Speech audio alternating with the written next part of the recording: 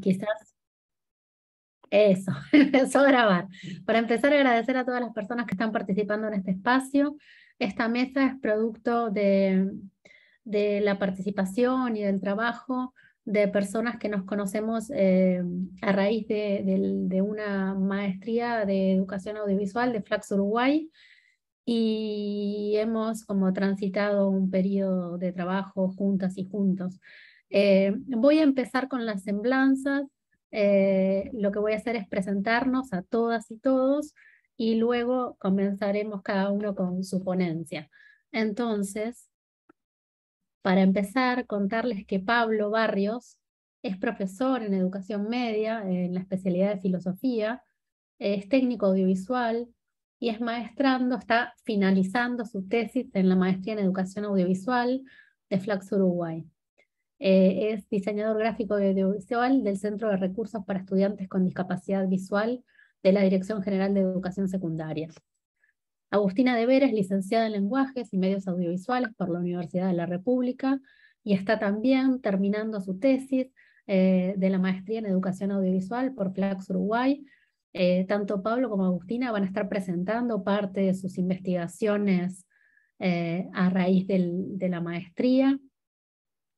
Es ayudante, Agustina también, es ayudante en la Facultad de Artes en el marco de un proyecto de investigación de la Comisión Sectorial de Investigación Científica y fue beneficiada con la beca de la Agencia Nacional de Investigadores para posgrados en el 2020.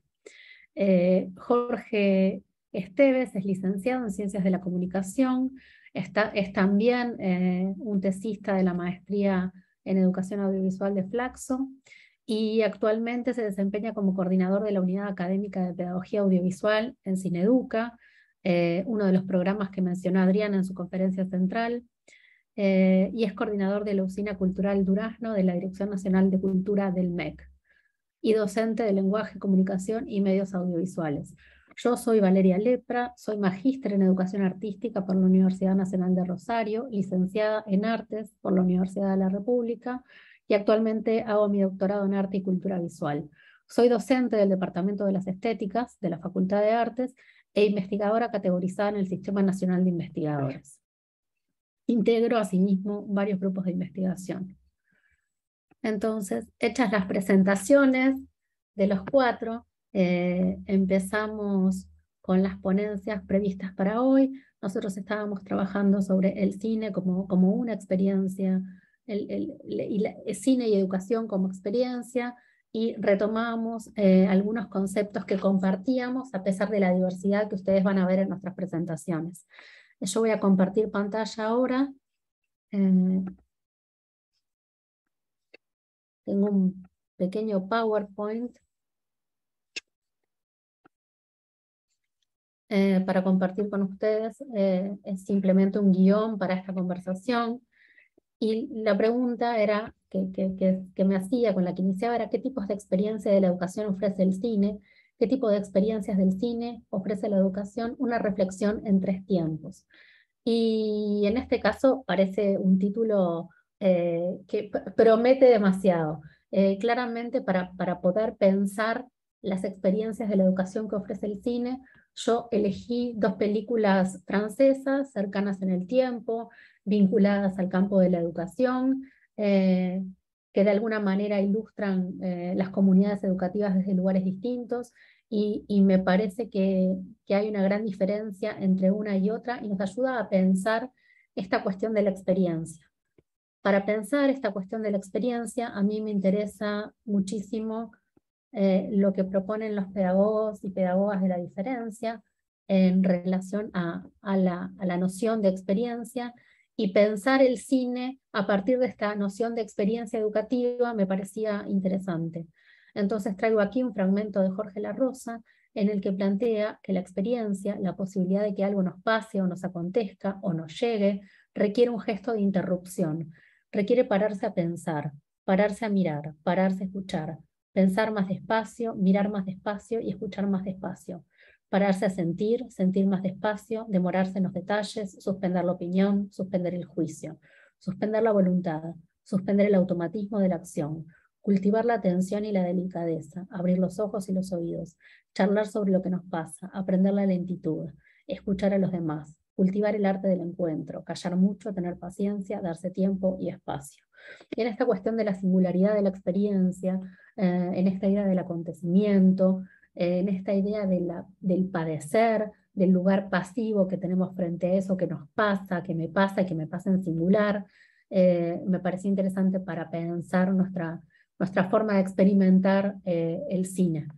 Y también en esta cuestión de activo y pasivo que tiene la experiencia, ¿no? Por un lado es eso que me pasa, que yo no puedo evitar y que me atraviesa, y que por el otro lado yo puedo avisorar o pensar algunas posibles respuestas y acciones frente a eso que me pasa. Eh, y en este lugar activo y pasivo, a la vez que tiene la experiencia educativa, me parece que había un paralelo con la experiencia del cine.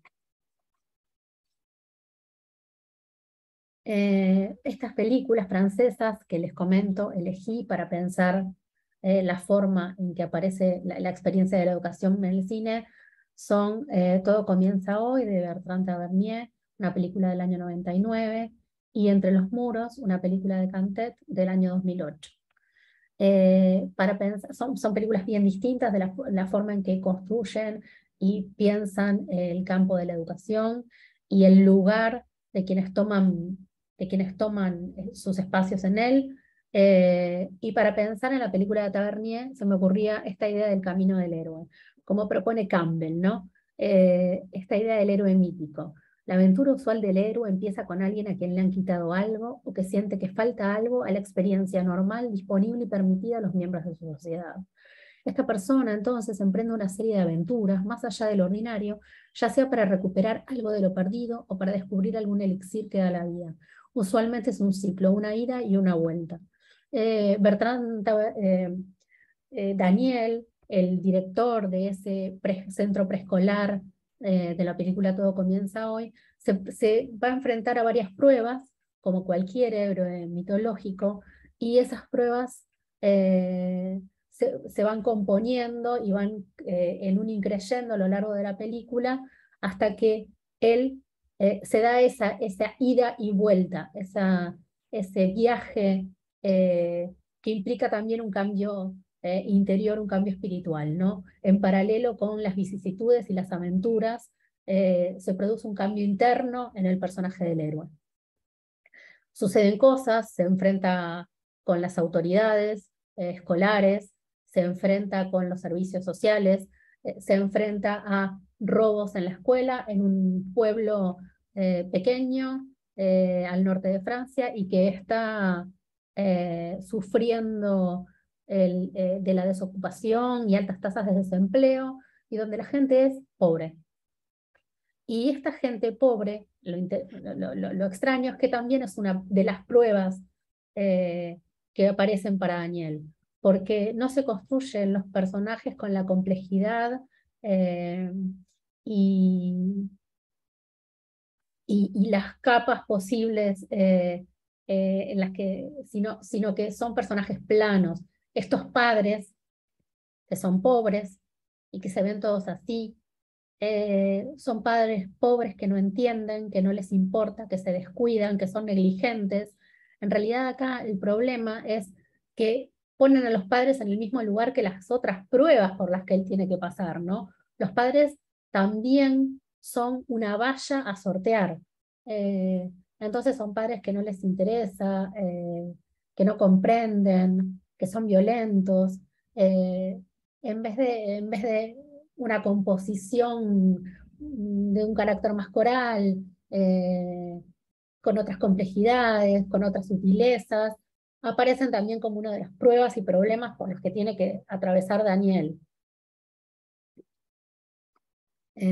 Esto también pasa como en estos planos en los que aparece la casa de uno de sus estudiantes y su casa, eh, la diferencia abismal de ese espacio que no puede contener a un niño, en el que no pueden cuidar, en que las tareas de cuidado están totalmente olvidadas, eh, como este primer cuadro en lo que hay son cosas tiradas que nosotros pensamos deberían estar en la basura, Y luego La casa de Daniel, en donde vemos una familia de clase media tipo y un deber ser, ¿no? Hay la heteronormatividad y lo que corresponde a los roles bien definidos.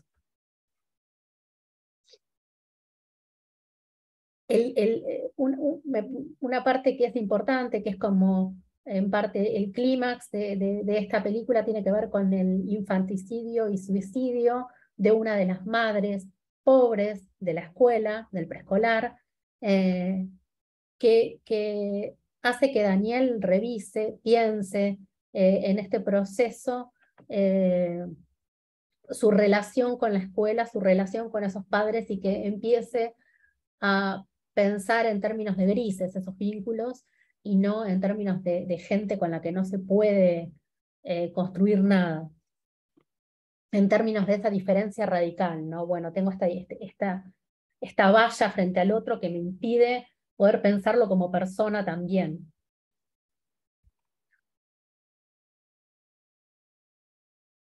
Y estas escenas que son escenas, este cuadro que rescata unas escenas finales, eh, trae a en la izquierda el saludo a una madre, jamás había tocado a las personas, ¿no? Saluda a una madre, recupera el vínculo con una madre, y de alguna manera, en el cuadro de la derecha, lo que aparecen son sus propios padres y una forma en la que estos se redimen.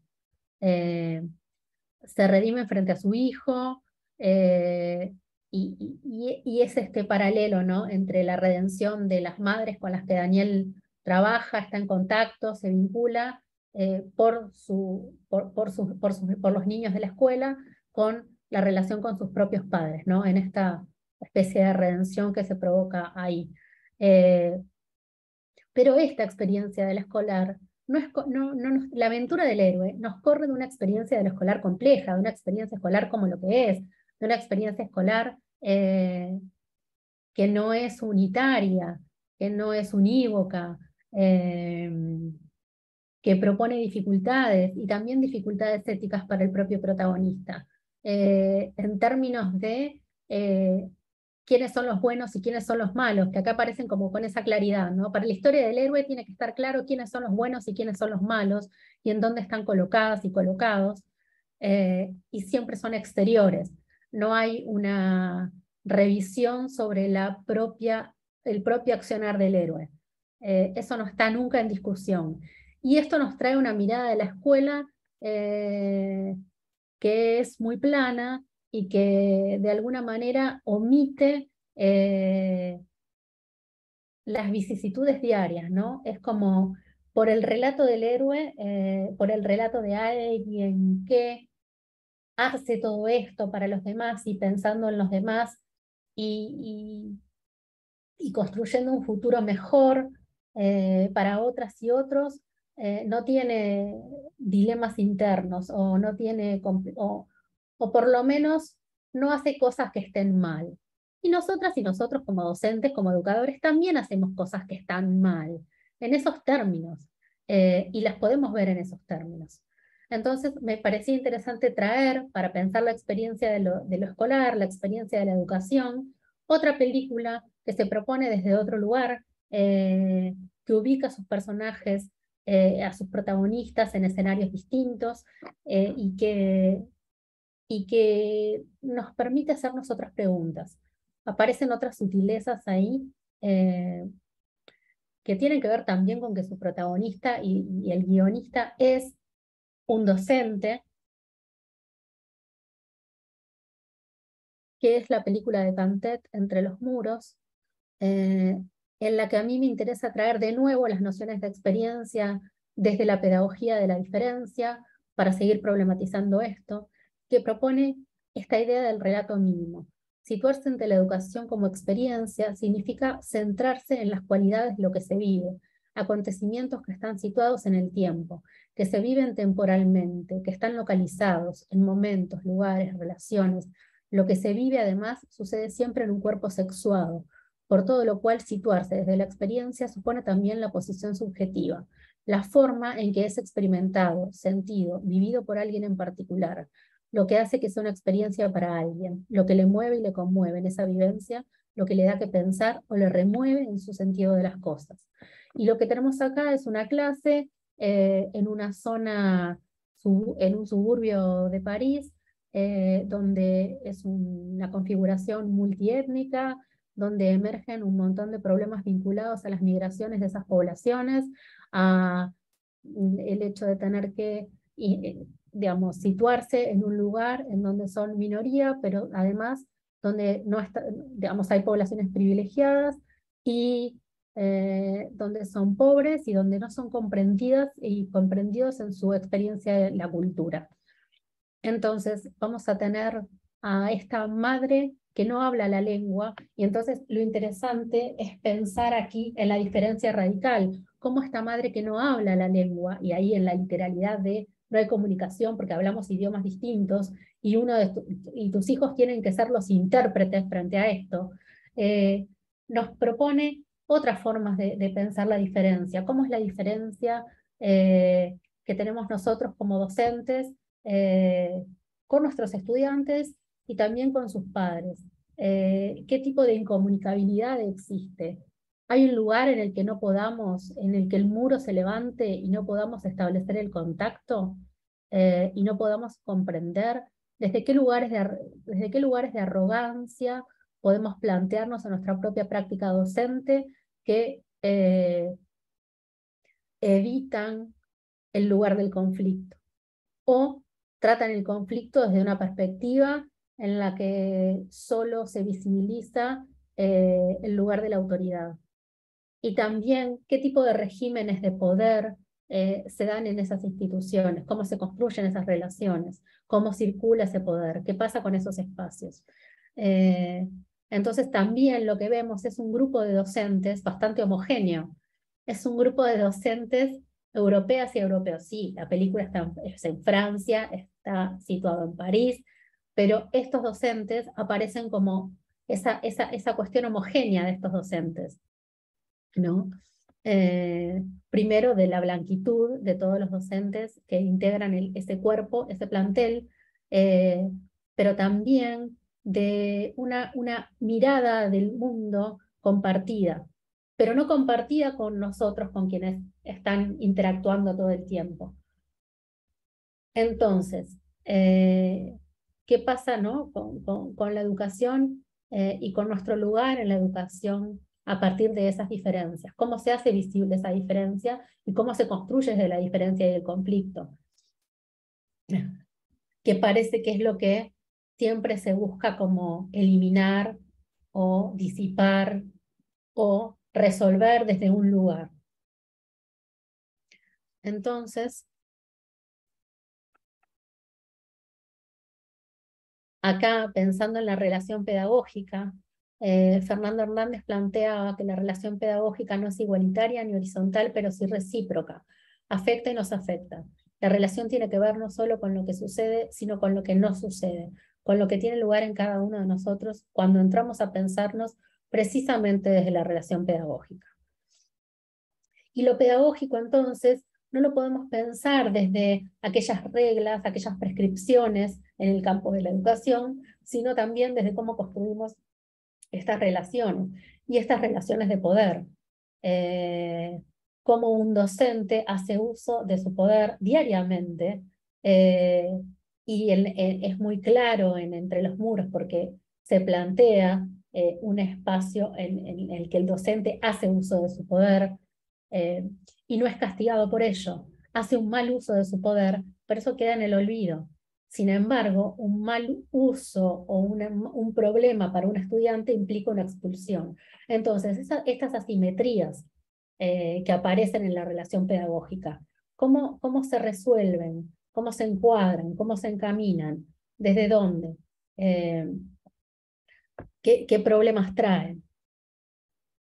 Entonces, estas películas sirven para pensar un poco cuál es la experiencia de la educación, cómo el cine visita la experiencia educativa, si bien hay muchas, miles, otras más superficiales. Estas películas formaron parte del circuito comercial, tampoco estaban, digamos, no eran películas que aparecen en un festival y uno tiene que correr a verlas, sino que pasaron por el circuito comercial, podrían ser de consumo común, eh, y nos ofrecían una mirada de la educación que tampoco era tan superflua como otras películas que podemos mencionar, sino que aparecían algunas nociones del conflicto y del campo de lo educativo, complejizadas, entre comillas.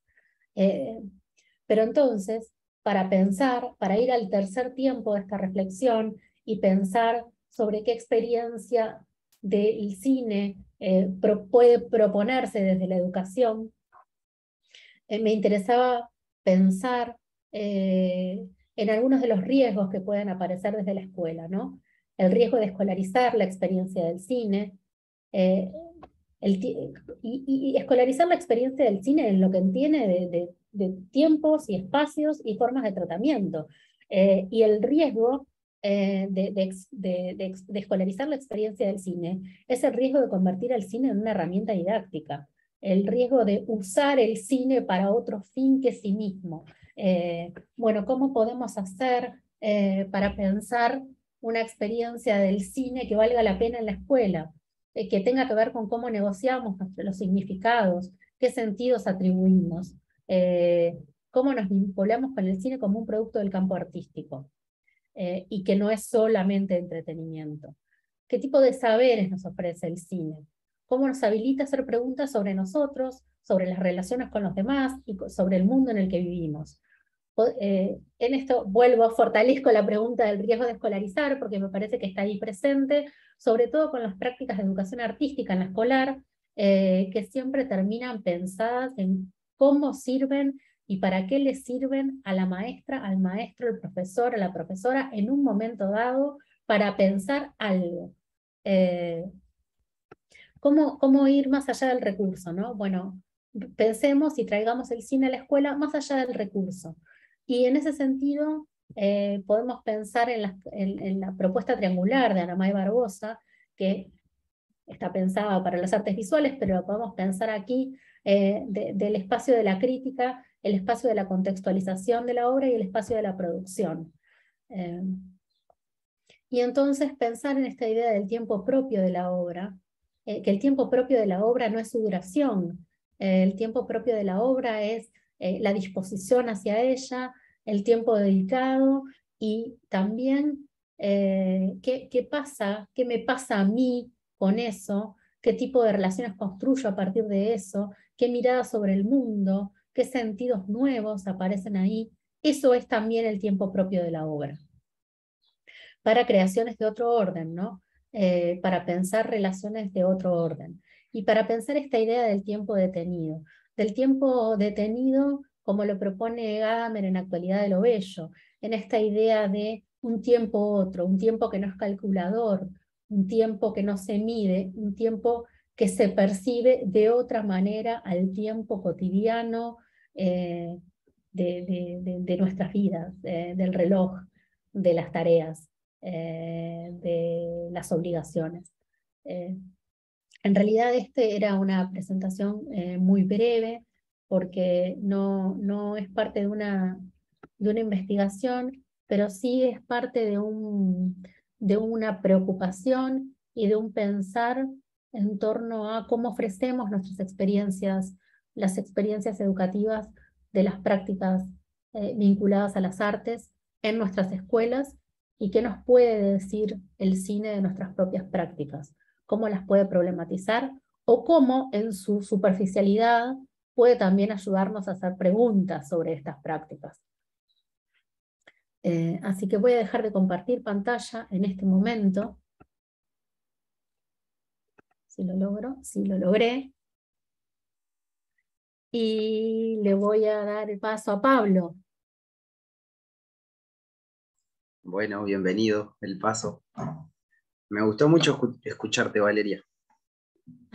Que estamos acostumbrados a todo el tiempo estar compartiendo instancias de coordinar aspectos académicos, etcétera. Y nos habías comentado algo de lo que ibas a decir, pero estuvo muy bueno. Lindas preguntas. Muchas gracias, Pablo. Nada de nada. Bueno, Buenas tardes para todos. Acá en Uruguay son las 14:40. Estamos con 2 horitas de diferencia. Voy a compartir pantalla yo también.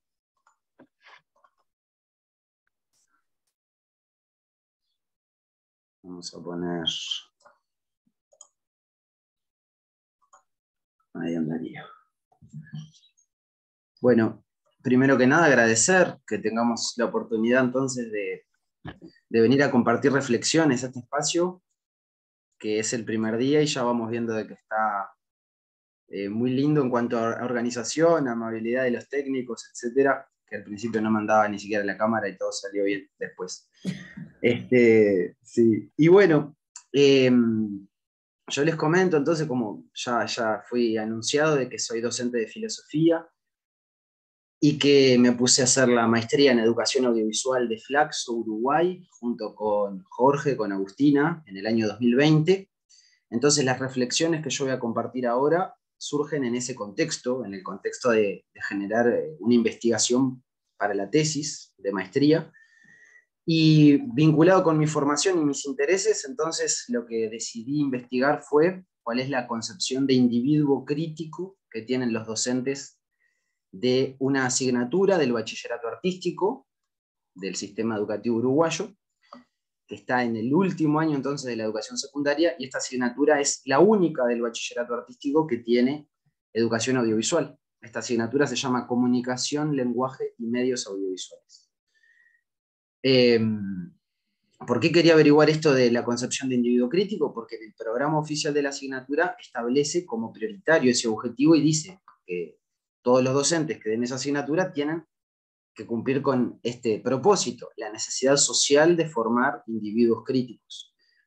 Me parecía un interesante pretexto para reflexionar justamente en torno a cuáles son las potencialidades críticas de la educación audiovisual, que en definitiva es, creo que lo que me interesa directamente.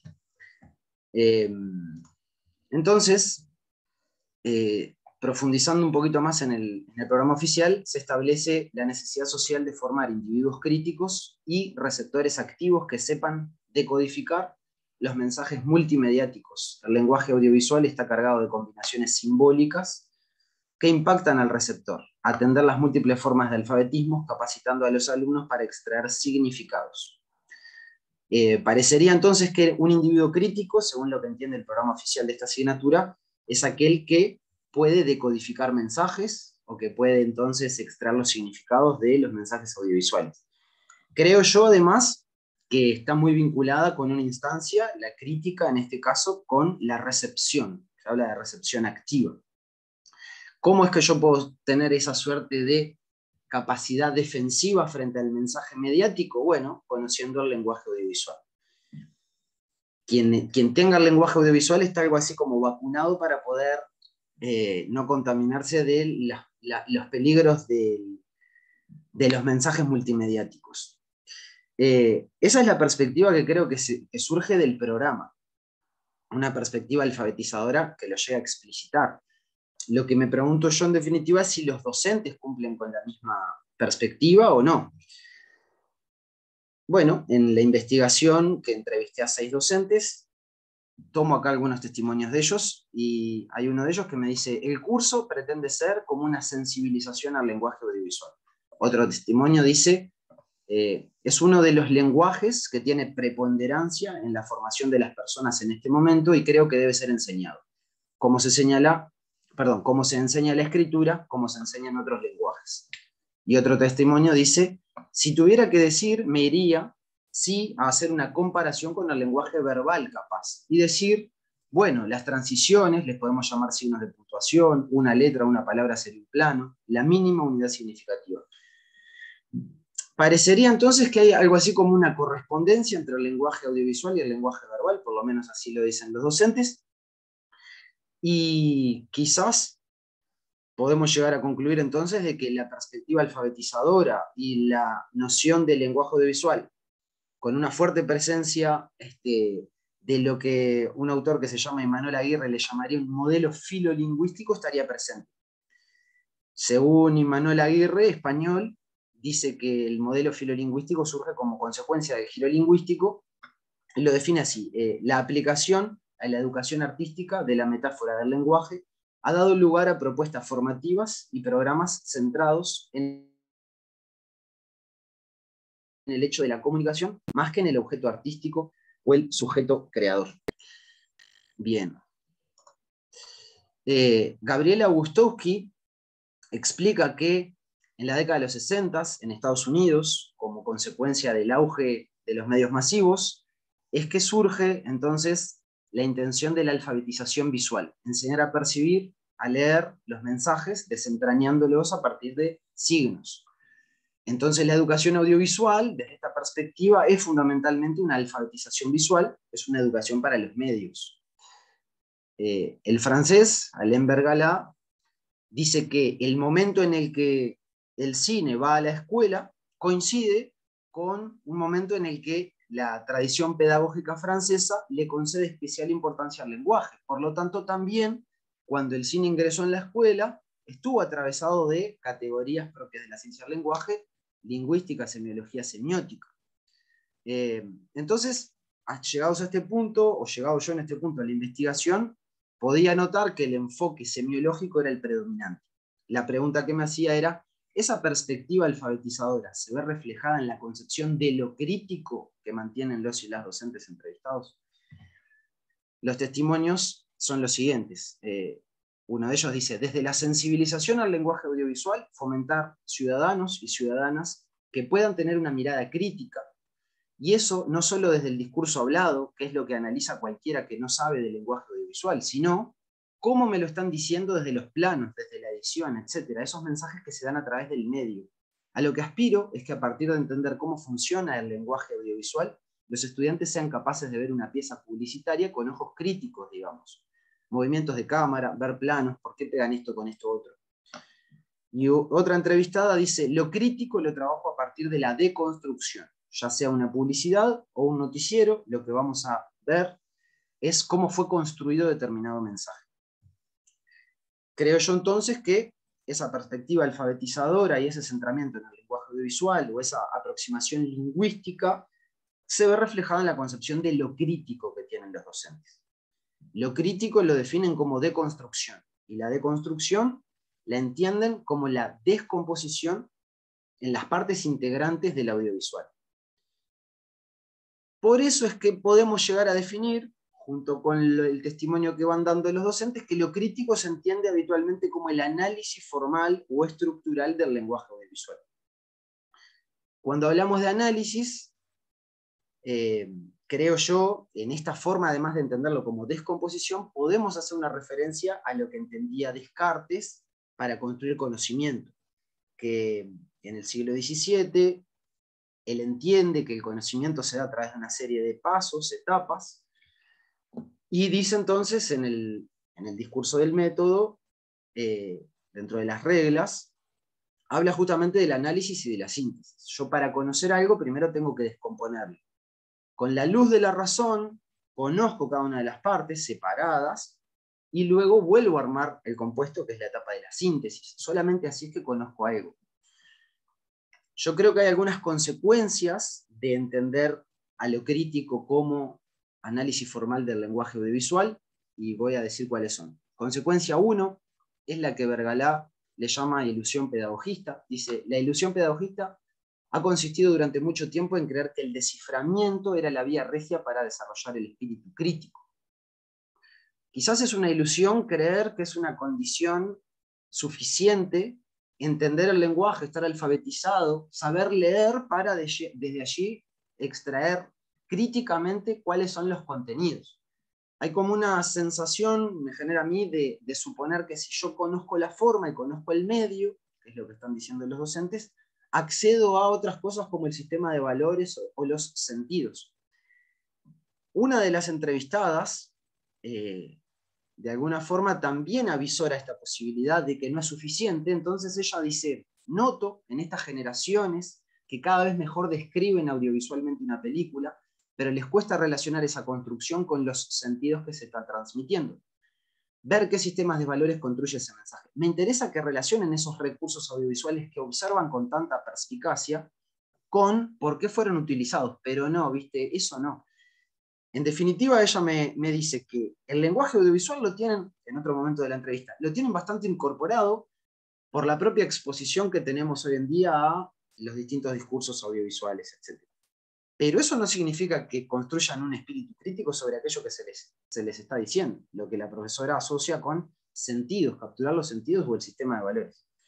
Otra consecuencia, y que creo que es un poco más complicada, es de entender esta aproximación lingüística de lo crítico, es entender entonces que lo crítico pasa a tener que ver con una instancia determinada, que es la de la recepción. Una de las entrevistadas me dice, trabajamos fundamentalmente cine, pero esto no quita que en cuanto al despertar del espíritu crítico, no me abra otros recursos. Para lograr eso, el espíritu crítico, utilizamos programas como el noticiero.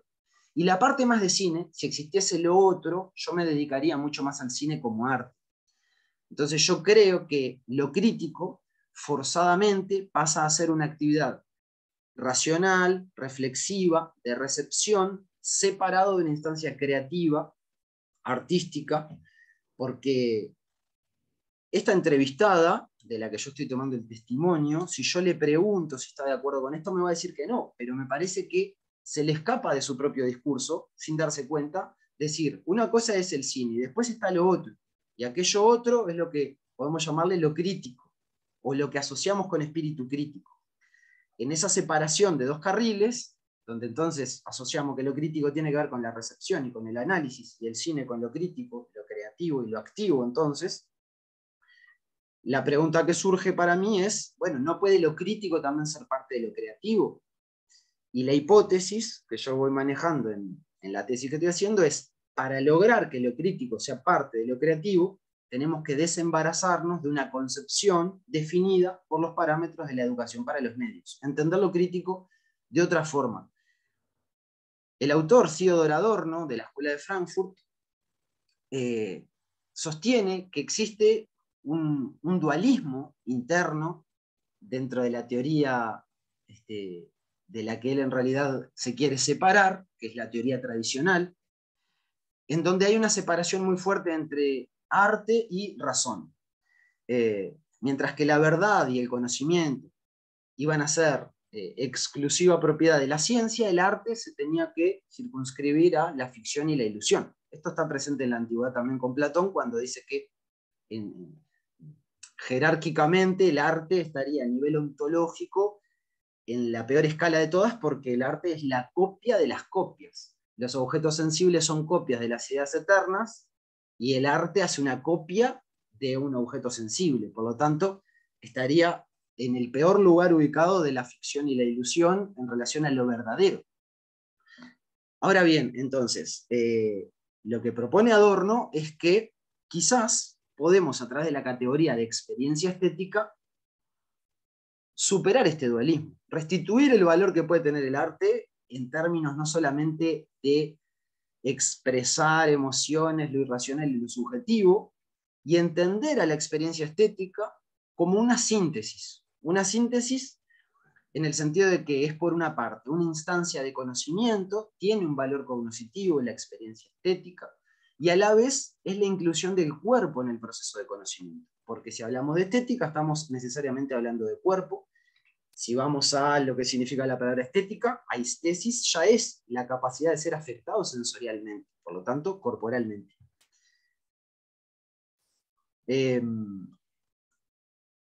Muy bien. Voy a poner una cita que extraigo acá. Dice: Adorno sostenía que la experiencia estética era la forma más adecuada de conocimiento, porque en ella sujeto y objeto, idea y naturaleza, razón y experiencia sensual estaban interrelacionados sin que ninguno de los polos predominara. La experiencia estética entonces es experiencia corporal reflexiva, donde pensamiento y sensación intervienen para organizar, pero también para construir la experiencia.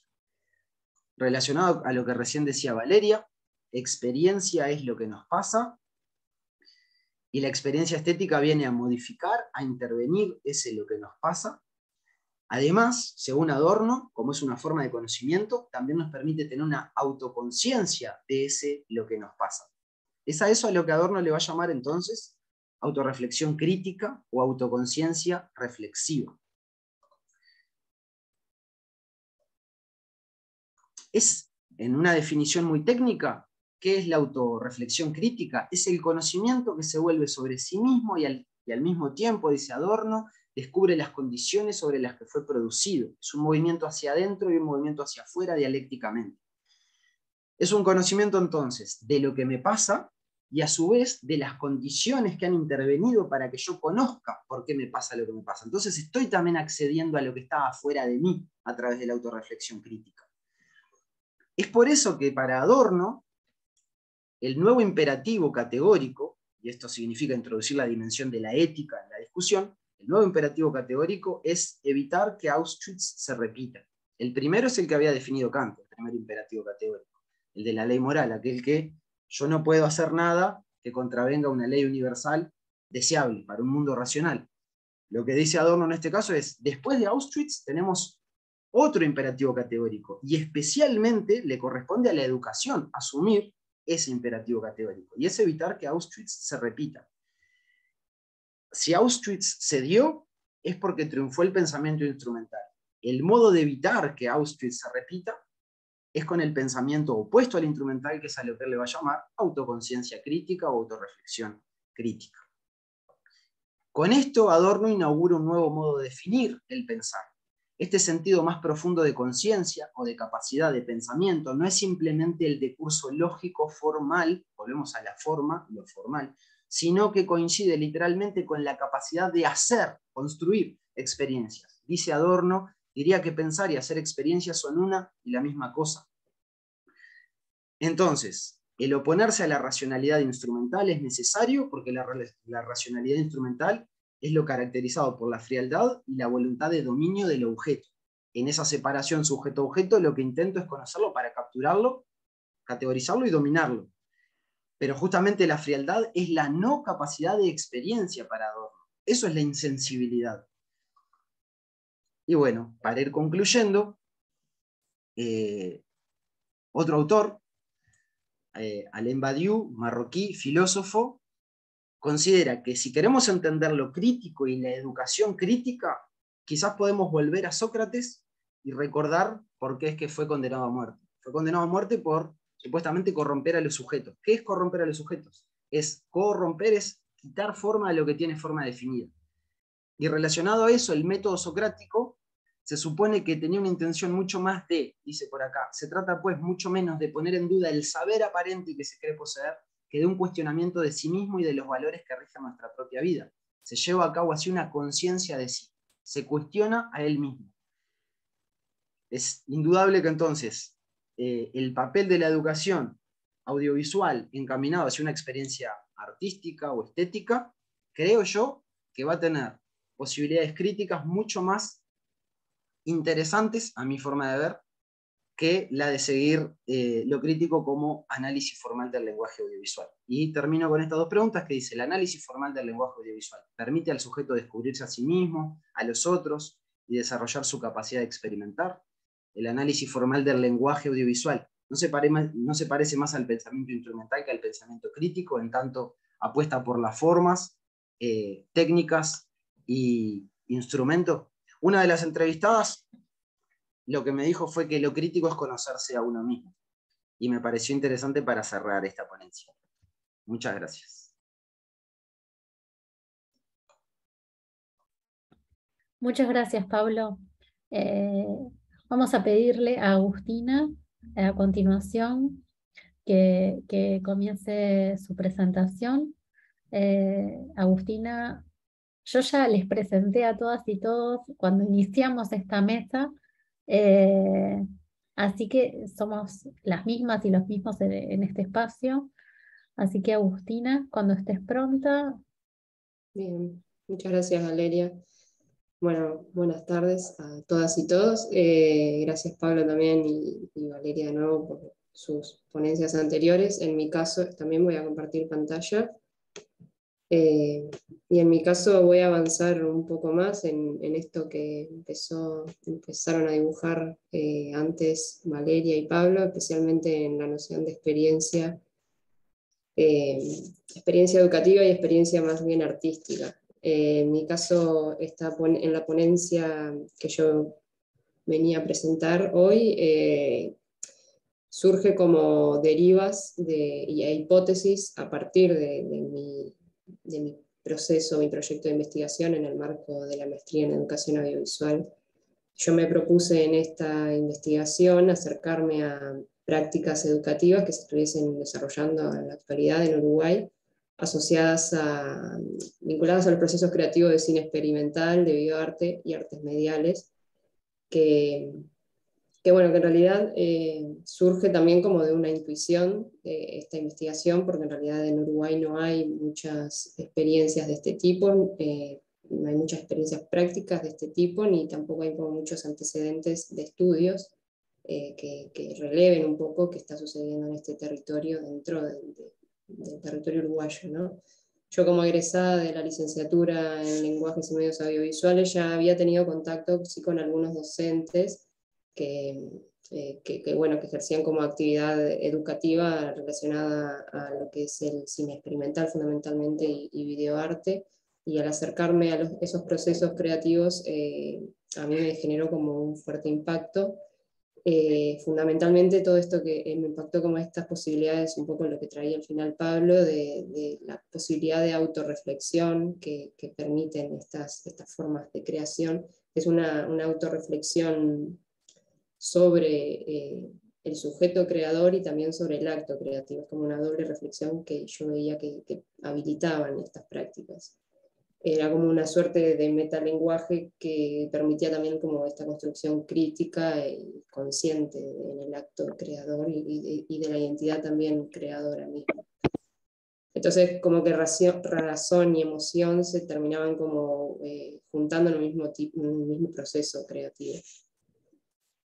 No se encontraban como separadas como generalmente suele suceder también. En el proceso de investigación en sí fue también como muy rico. Yo partí en un primer momento, partí desde la noción de videoarte, y me fui a acercar a este campo desde la noción de videoarte, y al momento de ingresar en el campo en sí mismo para relevarlo, me di cuenta que los docentes a los que yo me estaba dirigiendo, que me interesaba relevar sus prácticas, no se sentían identificados a nociones de videoarte, que es un poco también lo que ha pasado en la historia del cine, ¿no? Aumont dice que el cine es primero una práctica y luego surge la teoría. Entonces son dos dominios distintos que no siempre no siempre se relacionan entre sí. Pero para que estos docentes pudieran como de alguna forma sentirse identificados también con lo que yo estaba como queriendo aproximarles a ello, aproximar al campo en sí mismo, y bueno, desde mi interés personal también, amplié un poco más a nociones de cine experimental y de artes mediales también. Igualmente, si bien esto me permitió como un acercamiento mayor a la empiria en sí misma, también encontré en el campo en sí mismo como una noción disciplinar, como que intenta mantener estas prácticas muy separadas, y también algo muy rico que me pareció muy interesante es la noción rizomática que se desprendía como coexisten ambas, ¿no? en los testimonios de los docentes, y esta noción rizomática o transversalizadora es la que más me ha interesado y la que más quiero como traer en esta ponencia también, para compartir. También surge en el campo en sí de la educación audiovisual en Uruguay, tiene mucha tendencia a aproximarse desde la noción alfabetizadora, como traía ya Pablo.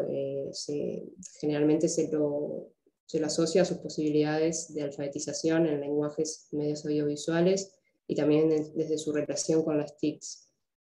Y también en antecedentes globales en sí, el videoarte y las artes mediales fundamentalmente, no tanto así el cine experimental, que no aparece tanto, tiene como tendencia a ser asociado desde sus posibilidades de alfabetizadoras y desde también de su relación con las tecnologías. En el caso de las experiencias en sí concretas en Uruguay, esto difiere bastante. En el caso de estas experiencias, no es una noción, la que aplican estos docentes no es una noción desde alfabetización, sino de experiencias más bien artísticas, como experiencias, no es ni educación artística ni educación en arte, es como educación a través de experiencias artísticas. Y esto es como interesante también porque es una de las características como fuerte en sí, en una caracterización de este campo, de que los docentes que se ponen al frente de esta educación no tienen, no tienen formación en docencia, porque no hay una formación en docencia en Uruguay sobre educación audiovisual. Entonces vienen de la experticia. Entonces, y a su vez, las instituciones en sí no son determinantes en los programas, entonces son experiencias que dependen de artistas que se vuelcan a la educación. Las instituciones no determinan los programas, entonces como que se traduce en experiencias tendientes a desaparecer porque no logran como, asentarse, porque dependen de la práctica de estos artistas docentes, a los que yo llamé docentes artistas o docentes cinemáticos. Bueno, del campo en sí mismo, de las prácticas que yo relevé, de cine experimental, de artes mediales, yo me acerqué como para realizar una caracterización que bueno, se ofrecen en primer lugar como muy complejas y llenas de tensiones estas prácticas en sí mismas, los campos de estas prácticas. ¿No? Hay muchas faltas de consenso, son como muy difusas, muy fragmentadas, es como difícil ingresar a estos campos. Esto no es tomado tampoco como un aspecto negativo por los docentes artistas en sí mismos, sino que es como, los toman como las características propias de los campos, y a su vez estas prácticas y estos agentes asumen como una determinada postura socioeconómica al margen del sistema industrial de producción de imágenes y de las formas de ver y de hacer que éste genera.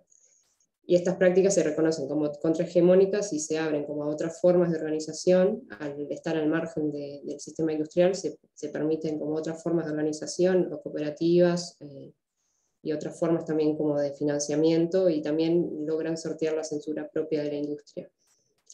Entonces esto permite también son como habilitadoras de procesos creativos, como liberadoras de las formas más industriales, y hacen como más énfasis en la experiencia creadora en sí mismo, en tanto como creación de saber, como también creación de un conocimiento de sí. Y esto, bueno, si bien es como característico propio del campo, también esta cuestión tan fragmentada y tan difusa genera como una dificultad de acceso de estas prácticas a la educación, porque al situarse al margen del sistema también se están como situando al margen como de sus posibilidades de democratización. Entonces es como una tensión propia que encontré en este campo. Y bueno, por eso voy más al desborde de la noción disciplinar, porque cuando estas prácticas se entienden como disciplinas cerradas es donde se encuentra más la resistencia de a las y los estudiantes, les genera como más dificultad, y como que no logran, a mi juicio, no logran como desprender todas las posibilidades reales que tienen como estas prácticas cuando son entendidas de una noción disciplinar. Cuando son entendidas más de una noción más rizomática, más transversalizadora, es una noción que permite como la vinculación, descentra las prácticas en sí mismas, el audiovisual termina como siendo solo una posibilidad más para la creación, y hace como más énfasis en la generación de redes, las posibilidades de vinculación de distintas experiencias artísticas o no, y al desbordar la noción disciplinar también es como son prácticas que pueden como traspolarse a otras materias y a otros procesos creativos en sí, y también como brindar herramientas de gestión emocional, me parece. Los docentes en sí de estas prácticas se sitúan en general como habilitantes, o sea, desde la figura del acompañamiento, de procesos creativos, son siempre como dinámicas muy de taller. Los espacios de aula los entienden como espacios de interacción y se centran en la experiencia más activa, en el pasaje directo a la acción. Están como y bueno, la dificultad de la evaluación siempre está presente, pero desde donde han encontrado la forma de evaluar es más desde la adquisición técnica, como que liberan el proceso creativo, lo dejan a los estudiantes en sí, y bueno, evalúan más la adquisición de la técnica. Y bueno, la experiencia humana como experiencia poética. Traigo acá un poco, o sea, la experiencia, la capacidad, la función simbólica, capacidad de simbolizar, de cargar como, abstraerse de los objetos en concreto y cargar como de sentido de esos objetos, darles otros significados, considero que es parte de la experiencia humana en sí misma. Por eso traigo acá este ejemplo de Kubrick, de 2001 Odisea en el espacio, que tiene este elipsis muy conocida ya, de que en el momento que el Neandertal toma ese hueso y logra abstraerse del objeto en sí mismo y lo carga como de otro sentido, y lo empieza a golpear, o sea, ya deja de ser un hueso y puede ser como una herramienta para la caza, lo tira al aire y ahí hace esta elipsis que resume la historia de la humanidad y pasa a un satélite flotando en el espacio. Y es como una elipsis que resume, o sea, al momento de abstraerse del objeto en concreto, es como que se habilita todo este desarrollo en la humanidad. Entonces por eso traigo como la experiencia humana como experiencia poética. Al momento de cargar de otros sentidos, cuando realmente se está en una experiencia poética que es propia de la experiencia humana. Entonces, imágenes tan abstractas y simbólicas que muchas veces son las imágenes propias del bioarte, del cine experimental y artes mediales, tienen como esta relación con la poética y son como, o encuentro yo que es necesario brindarlas como herramientas para el desarrollo también emocional del estudiantado, como que son habilitadoras de procesos más ricos. No solo desde una noción transversalizadora, ¿no? Desde una noción de saber qué es cine experimental, qué es videoarte, qué es artes mediales.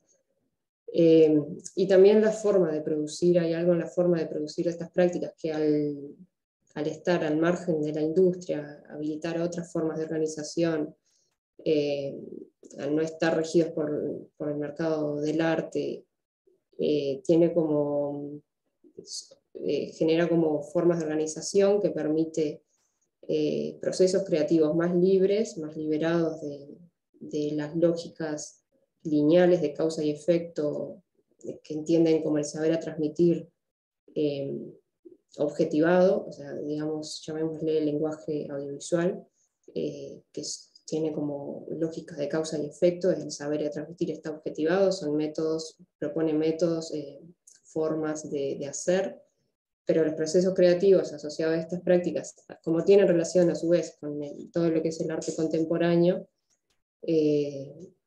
tienen otra complejidad que los posiciona como lugares análogos a procesos de creación del saber en sí mismo. O sea, el saber de estas prácticas no es un saber objetivable, no es un saber que se pueda transmitir así como está, es un saber que tiene que ser construido todo el tiempo. Estas prácticas no proponen métodos, no tienen métodos de hacerse, son muy contaminables.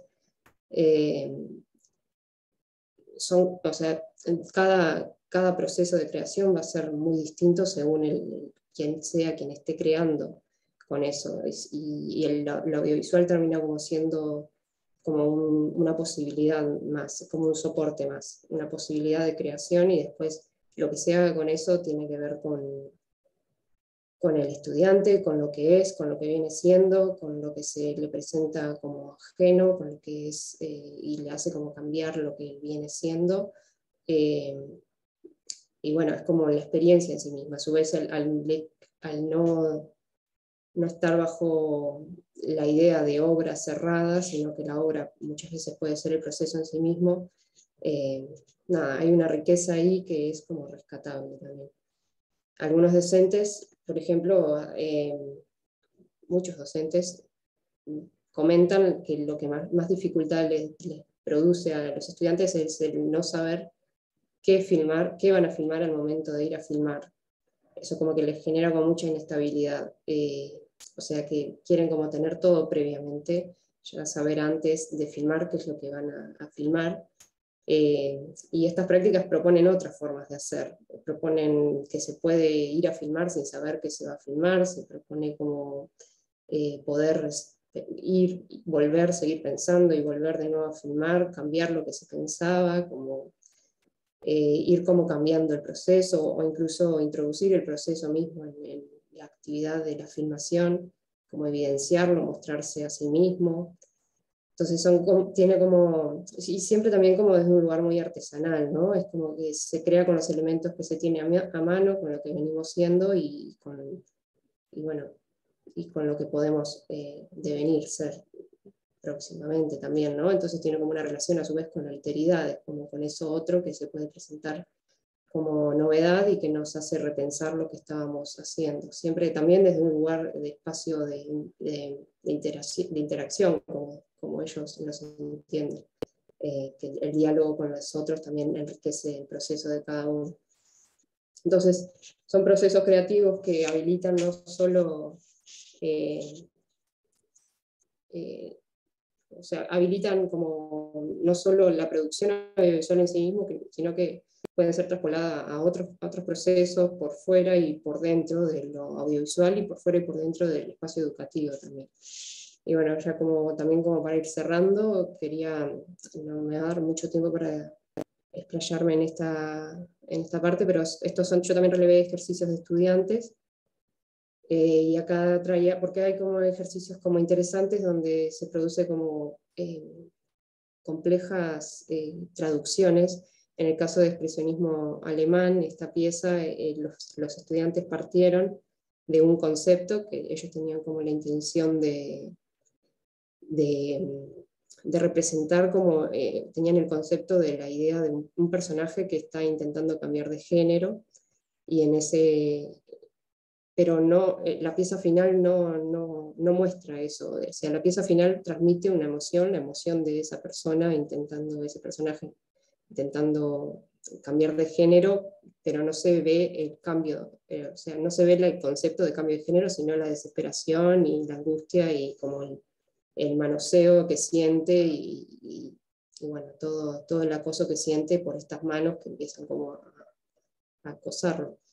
Entonces hay como un ejercicio muy rico, muy interesante, me parece a mí, en esta traducción que hicieron estos estudiantes de pasar del concepto y que el concepto sea como un punto de partida. Hay como un ejercicio muy complejo ahí de traducción, me parece. Y después está esta otra pieza, Aires, que hace como el ejercicio inverso, que es, el estudiante acá quiso como crear una imagen del concepto aire.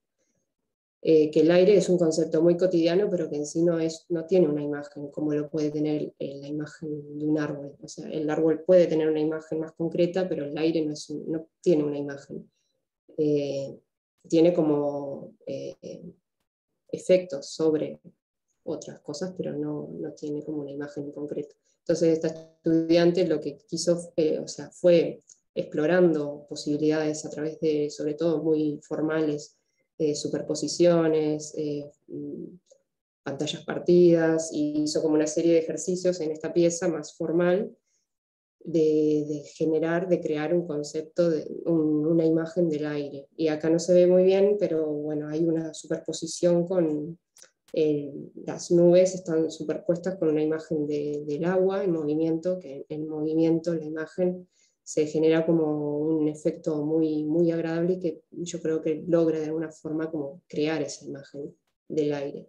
Entonces también es un ejercicio como interesante, me parece, un ejercicio muy complejo de abstraerse realmente de los objetos y de crear realmente una imagen. Y bueno, todo esto es, creo yo, habilitado cuando se entiende desde una noción más transversalizadora, más rizomática a estas prácticas experimentales. O sea,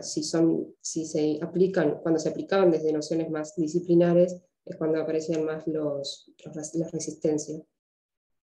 Pero cuando se transversalizan como estos saberes, cuando se permite como la libertad de creación y lo audiovisual aparece solamente como una posibilidad más, creo que genera como desbordes y como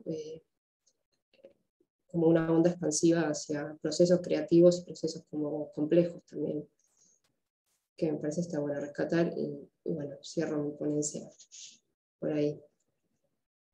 Muchas gracias a todos y todas. Muchas gracias, Agustina. Eh, a lo que le sucedió a Jorge, que vendría a continuación, es que se desconectó en un momento y volvió a entrar. O sea que a Jorge Esteves Ramos lo que hay que darle es el rol de coanfitrión y habilitarle en ese sentido cámara y micrófono.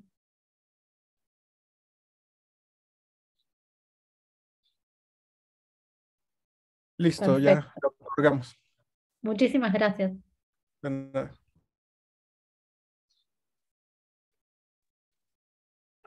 Ahí está, buenas tardes. ¿Me escuchan ahí?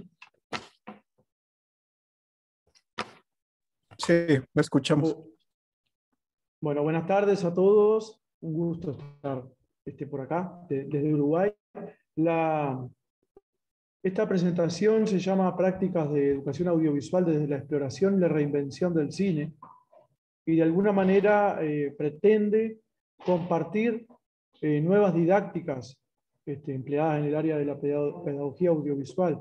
Nuevas, no sé si es la palabra, o por lo menos didácticas más experimentales o diferentes, que parten desde la práctica, desde el hacer. Es muy emparentado a lo que vienen planteando los compañeros, ¿no? Para luego abordar la teoría o los tecnicismos del cine y del audiovisual a partir de lo producido como un insumo, ¿no? Esto no es nuevo, no es tampoco original nuestro, sino que estamos llevando adelante una nueva metodología, o sea, experimentando a partir de esta nueva metodología. Yo voy a compartir pantalla. Un segundito. Lo que yo estoy haciendo es partir de algunas preguntas sobre cómo enseñar el audiovisual. No preguntas que yo me sienta facultado para responder, ¿no? Sino por lo menos para preguntas que orientan en la búsqueda, de alguna manera, o que abren nuevas preguntas. Me parece que eso podría ser lo valioso que podemos aportar. Entonces, me voy a basar en algunos referentes que me sirven como marco teórico para por lo menos llegar a sentirnos seguros y conformes de que vamos por un camino que no es que sea ni mejor ni peor, ni cierto ni falso, pero que por lo menos ayude a, de nuevo parafraseando un poco las palabras del compañero Pablo, ¿no? Que ayuden de alguna manera a corromper al humano. Me encantó eso de Sócrates, que creo que es a donde debemos apuntar en este sentido. Y como decía Agustina también, a no tener esa inseguridad de qué filmar en la práctica que ella comentaba, sino que ser parte ser uno mismo una experiencia audiovisual. Va por ese lado un poquito. Yo parto un poquito de la primera pregunta, que es enseñar audiovisual como lenguaje, y me centro como primer pregunta también, o como primer desafío, en pensar qué tenemos enfrente cuando estamos enseñando, ¿no? En el aula o afuera del aula, pero ¿para quién? Y ahí me gusta ir para atrás también. Como decía Agustina, todo se inició con el hueso del Neandertal. Yo no me voy tan atrás, pero sí de alguna manera quiero plantear algunas reflexiones que hace Michel Serres en su libro Pulgarcita, cuando plantea que el mundo cambió tanto que los jóvenes deben reinventar todo, una manera de vivir juntos, instituciones, una manera de ser y de conocer. En ese sentido, Serres plantea en ese libro que estamos frente a un nuevo escolar. ¿tá? Eso debemos ser conscientes y debemos manejarlo como beneficio, no para nosotros, sino para la educación. Este nuevo estudiante, plantea él por ahí por el libro, vean qué práctico, ¿no? La manera de plantear el cambio y la evolución. Dice, este nuevo estudiante no vio nunca un ternero, ni una vaca, ni un chancho. En 1900, la mayoría de los humanos del planeta trabajaban la labranza y el pastoreo. En 2011, en Francia, es francés, Michel Serres, solo existe el 1% de campesinos. Entonces, Ya con ese dato, de alguna manera, sociológico, hay que ver una de las rupturas más fuertes en la historia, ¿no? Desde el periodo neolítico hasta ahora. En estos últimos 100 años ha evolucionado mucho más que el resto para atrás. Dice que nuestros estudiantes ya no tienen la misma vida física, ni tienen la misma cantidad, o sea, si el mundo no tiene la misma cantidad de gente, y eso ha variado la demografía, que saltó de pronto de tener 2 millones de personas el planeta a tener 7 millones. Entonces, estamos viviendo en un mundo lleno. Son palabras como sencillas y elementales que para mí dibujan las características del estudiante que tenemos hoy en día enfrente. El tiempo de audiencia, ya hablando un poco más en términos audiovisuales, y de atención, la seducción y la importancia por todo lo que significa eso, los medios se han apoderado de hace ya mucho tiempo de la función de la enseñanza. Ahí también es un partido perdido contra, si fuera algo a competir, ¿no? Contra los medios de comunicación, incluyendo el audiovisual, en cuanto a formación de valores y de conocimientos, ¿no? Los niños hoy en día viven en lo virtual, eso no es nada nuevo. Las ciencias cognitivas, dice Sarrés, muestran que el uso de la red, la lectura o la escritura de los mensajes con los pulgares, se refiere a los pulgares en el sentido de los teléfonos táctiles, y por eso se llama Pulgarcita este libro, que es muy interesante, que está construyendo un nuevo humano, ¿no? que él llama Pulgarcita, y me parece que está muy bueno.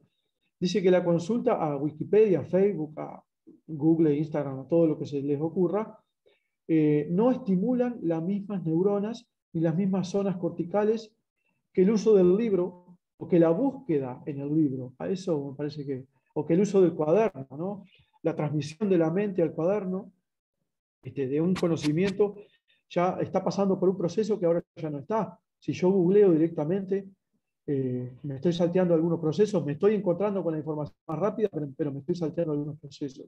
A eso se refiere. Resume, de alguna manera, con la frase, ya no tiene la misma cabeza. ¿Tá?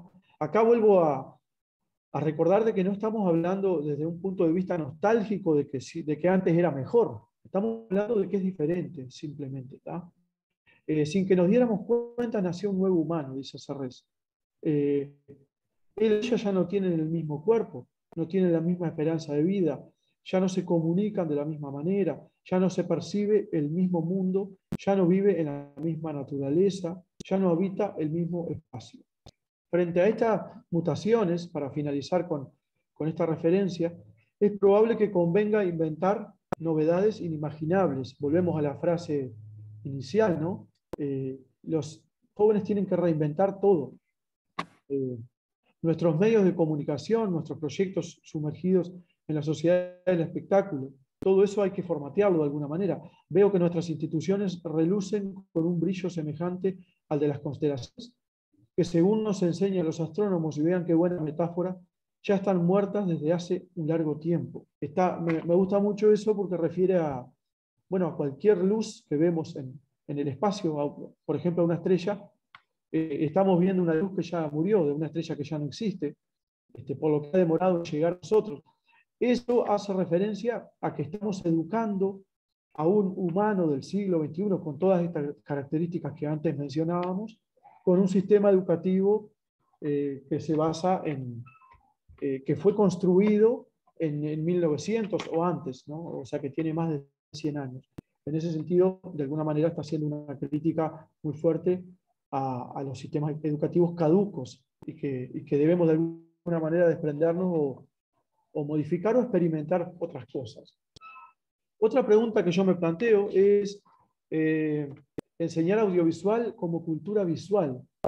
Acá a mí me interesa mucho la postura de los autores que plantean esto, ¿no? De hablar ya no tanto de arte, sino de cultura visual y de un pasaje del arte a la cultura visual. Primer cita, que es Wolfgang Klafki, que dice que el ser humano se forma cuando se apropia de la enseñanza, perdón que se me tapó acá, de la enseñanza de la realidad cultural para luego abrirse a esa realidad. En este sentido, Klafki propone la teoría. Klafki, que es un autor ya bastante de muchos años atrás, pero que sirve como referencia, ¿no? Plantea la idea de formación categorial, que surge como una alternativa que busca superar deficiencias desde el punto de vista formal y material. En esta nueva teoría, el ser humano se forma cuando se apropia en la enseñanza de la realidad cultural, para luego abrirse a esa realidad, o sea, se apropia, es parte también de la cultura. Creo que ahí está el quiebre. Es una mediación entre experiencias del mundo objetivo y el derecho del sujeto de ser él mismo, y tiene como fin la autorrealización y la comprensión de sí mismo y del mundo mediante el mundo. Acá voy a citar a un referente más contemporáneo, que es Fernando Hernández, que plantea justamente esto: comenzar a dirigirnos desde el arte hacia la cultura visual. Y se propone una nueva noción de arte no excluyente. Esto tiene que ver también con lo que decía Fresquet al principio, que me quedé muy conforme con escucharla, porque bueno, me siento más tranquilo de que compartimos un poco el punto de vista, de que no utilicemos, ella decía, tan cerradamente el cine como, o el cine oficial, no sé si decirlo de alguna manera, el cine más imperialista en términos de Alain Bergalat también, y que busquemos trabajar el audiovisual desde referencias nuestras, ¿no? Latinoamericanas. Yo, yendo un poco más allá, también estas prácticas de experimentación que estamos trabajando se refieren a trabajar el cine desde la creación propia. O sea, partir del ejemplo de mi referencia personal, filmar, ir y filmar directamente, y después ver, abordar todo el conocimiento que yo pueda sacar como insumo de eso producido. No sé si me explico. Entonces propone Fernando Hernández una noción de arte no excluyente que no estaría conformado por lo que hacen los artistas. A eso me refiero. También plantea un poco sacar el arte de los museos, o sacar el arte siempre de las mismas obras como referencia. No solamente es arte lo que deciden los críticos, dice por ahí, o lo que está en las colecciones. Arte, en realidad, el arte nos habita, nos rodea, convivimos con el arte, pero con otro arte del que queremos ser parte. Somos parte de una cultura visual, a eso se refiere. También debemos poner en segundo término aquella creencia según la cual el valor estético de una imagen depende de una opinión universal. Esto tiene que ver con cuestiones mucho más psicológicas, por un lado, o sociológicas o antropológicas, en el sentido de que este arte que está colgado en los museos es quien determina los cánones y las normas, tanto morales como estéticas. La belleza, yo me siento bello, me siento lindo o feo según las normas que me dictan las obras de arte oficiales. A eso se refiere un poco, ¿no? Los estereotipos de belleza y todo eso. El arte en este planteamiento no es un contenido para analizar formalmente, ni semióticamente, ni psicológicamente. Es por eso que contribuye a la construcción de las relaciones, representaciones que los individuos fijan sobre sí mismos, el mundo y los modos de pensarse, lo que estaba diciendo antes. Para finalizar con esta referencia, el individuo en nuestra época, según Hernández, debe estar en capacidad de orientarse, encontrar referencias que le permitan valorar, seleccionar e interpretar la información que recibe cada día, así como producir manifestaciones de la cultura visual. Acá vuelvo a lo que decía Fresquet también. Ser referencia o encontrar nuevas referencias. No enseñar siempre con la misma película tal tema. No utilizar el cine por el tema que está tratando, sino utilizar el cine como obra de arte en sí mismo, ¿no? O sea, la realización de una película habla mucho de la historia, por ejemplo, y del contexto en que fue realizada, no de lo que habla la película, sino del contexto en que fue realizada la película. Eso es un punto también que trabajamos mucho en estas experiencias. Un ejemplo de esta capacidad, para terminar con Hernández, es la pregunta que cita este autor, realizado por un niño de séptimo curso. Esto fue en España, en un curso, y el niño le preguntó, ¿por qué? Perdón que se me... Ahí, estoy mostrando. El niño le preguntó, ¿por qué ¿por qué siempre aparecen las mismas obras en los libros de texto? Esa pregunta es maravillosa. No la responde ni Hernández, ni la vamos a responder nosotros, pero es una pregunta que nos transmite una enseñanza increíble para seguir pensando por este camino en el que venimos transitando. Otra pregunta que me surge es enseñar audiovisual como arte, y acá citamos de nuevo como Pablo Lambergalá, que el arte nos enseña, afirma él en la hipótesis del cine, el arte se encuentra, el arte se experimenta y se transcribe por vías diferentes a la del discurso del saber único. La escuela sería un lugar donde ese encuentro puede producirse. Vuelvo al principio. ¿Qué tenemos frente al aula y en qué nos podemos beneficiar de este contexto? ¿Tá? En ese sentido, refiere Alain Bergalá a que tenemos que utilizar el aula como contexto para producir este tipo de encuentros, ¿no? entre el cine y los propios individuos, ¿no? Alain Bergalá revolucionó la reflexión en torno al aprendizaje del arte cinematográfico a través del concepto pedagogía de la creación. Es la base también de todas estas experiencias que estamos trabajando. Frente a la práctica habitual, generalizada, de lo que se ha denominado alfabetización audiovisual. Eso es lo que de alguna manera se intenta dar vuelta, ¿no? Referida al aprendizaje de los conocimientos relativos al uso del lenguaje audiovisual. ¿Vieron? El audiovisual como lenguaje. Bergalá abogaba por una transmisión más activa, no enseñar un lenguaje, sino tratar de ser parte, de sentir, ¿no? de tener una experiencia estética frente a una obra de arte para, como decían hoy también, dar vuelta el tema de ver cine y de hacer cine como caras de una misma moneda. El cambio de paradigma introducía la motivación y la emoción y el deseo del espectador como motor de aprendizaje y la posibilidad de que pudiera convertirse en un creador en potencia. Los niños, según Bergalá, son cineastas. Punto. Eso también resume mucha cosa, ¿no? Otra pregunta es el audiovisual. Seguimos hablando de lo mismo, pero planteo otra pregunta. El audiovisual como recurso didáctico. También se estuvo hablando antes de iniciar nuestra mesa de que no...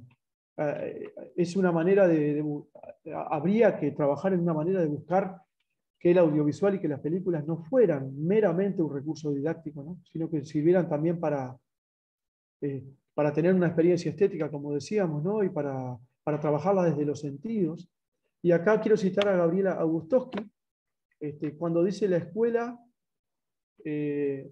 dice, el arte que se contenta con enviar mensajes no es arte, es vehículo indigno del arte, y esto es también válido para el cine.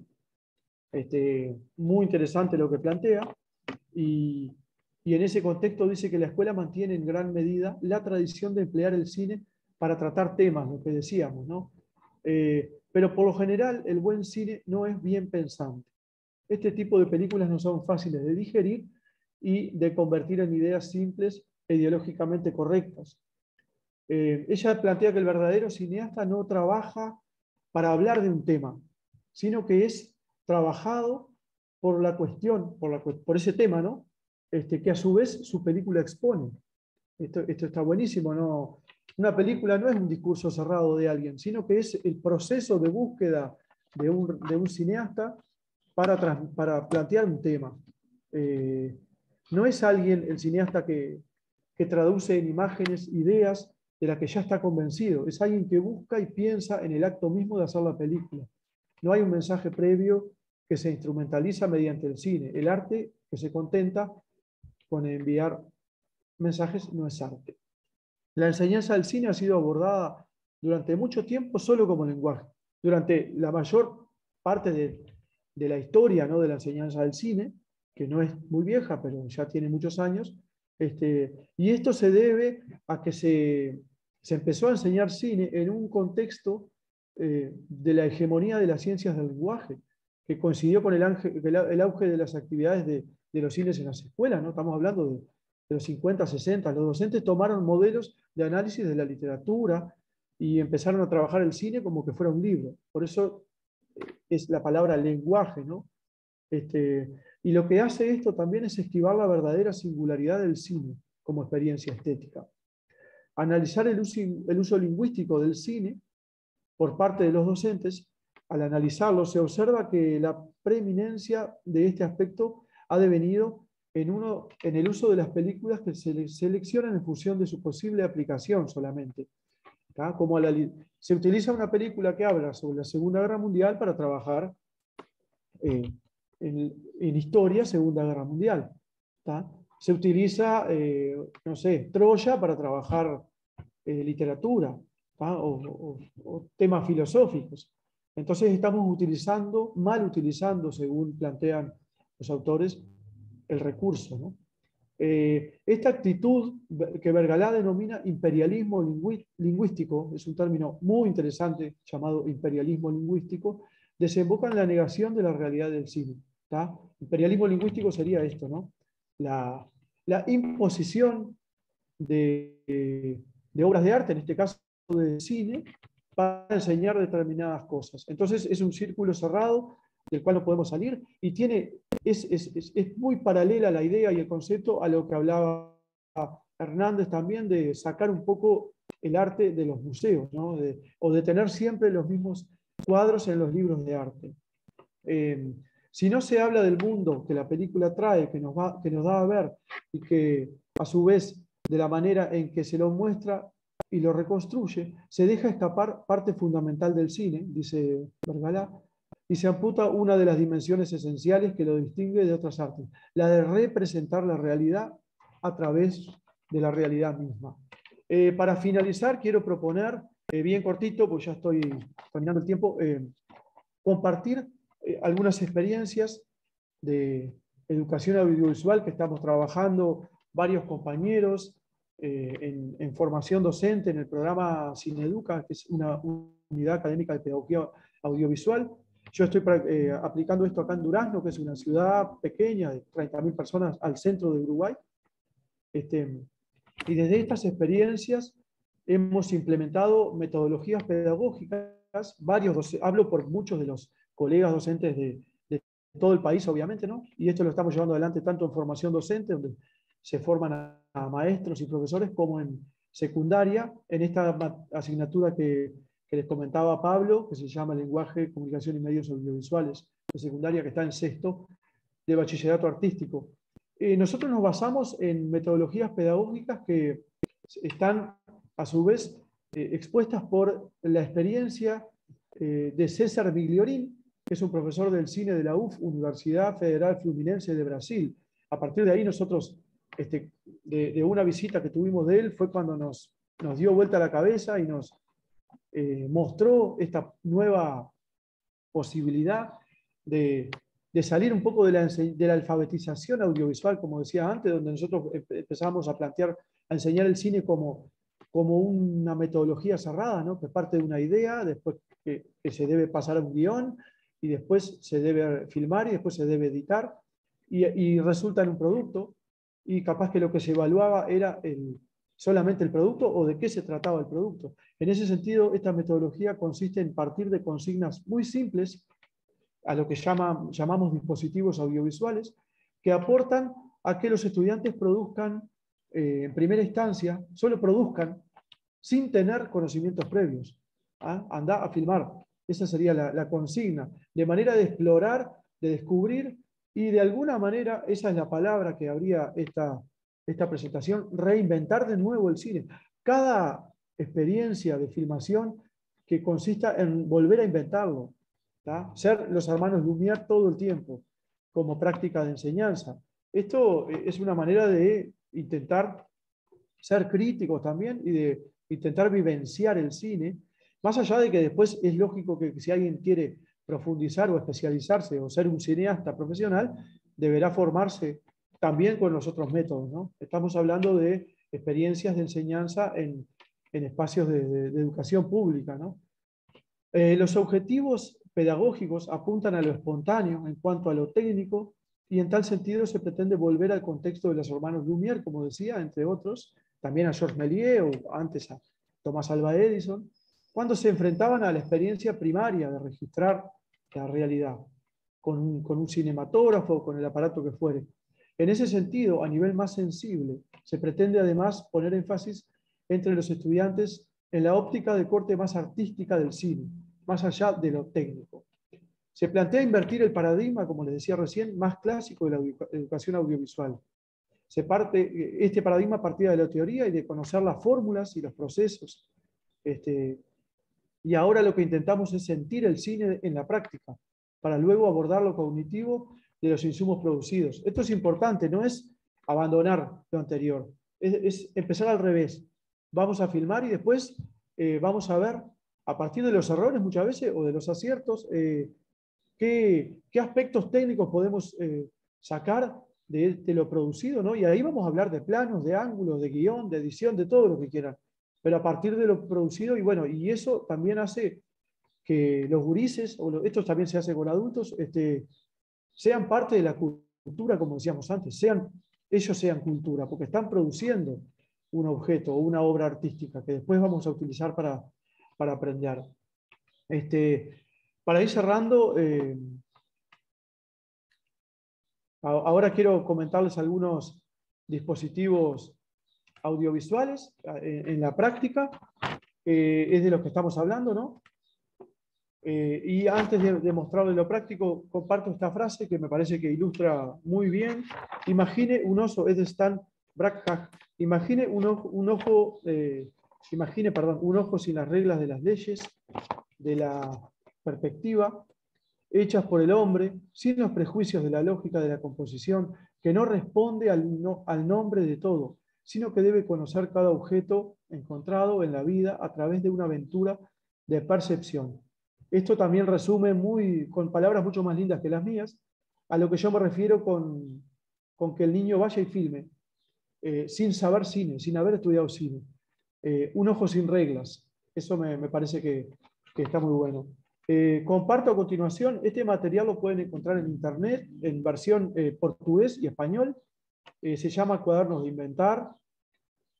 César Emiliorín es el coordinador, pero también hay varios docentes más de la Universidad Federal Fluminense. Y acá nos plantean algunos dispositivos que yo les pido que si les interesa los busquen. Mirar e inventar, por ejemplo, voy a pasar rapidito porque simplemente es una muestra. El Minuto Lumière, que propone que los gurises vayan y filmen un minuto como hacían los Lumière, menos de un minuto sin sonido, y de alguna manera pretendan ambiciosamente inmortalizar un momento de la realidad, ¿no? Simplemente es eso. Yo a veces juego con los gurises, bueno, imagínense que dentro de 100 años alguien va a ver esto y va a conocer al 2022 por este producto, ¿tá? Por este documento.